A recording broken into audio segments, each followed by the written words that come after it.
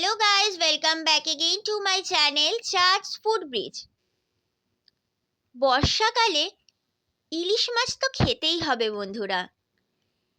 আমার অবশ্য ইলিশ মাছের সমস্ত রেসিপি খুবই প্রিয়। সেটা ইলিশ মাছের তেল হোক, ইলিশ ভাপা হোক বা দই ইলিশ বা ইলিশ মাছের অন্য কোনো রেসিপি। আজকে লাঞ্চে ছিল ইলিশ ভাপা। গরম গরম সাদা ঝুরঝুরে ভাতের সাথে ইলিশ মাছের ভাপা। অসম লাগছিল বন্ধুরা খেতে। গরম গরম সাদা ভাতের সাথে ইলিশ মাছের ঝোলটা মেখে নিয়ে তার মধ্যে ইলিশ মাছটা একটু ভেঙে নিয়ে আর হ্যাঁ, অবশ্যই ভালো করে লঙ্কা মেখে নিয়ে ভাতের সাথে সোজা মুখে দিতেই জাস্ট অমৃত লাগছিল বন্ধুরা।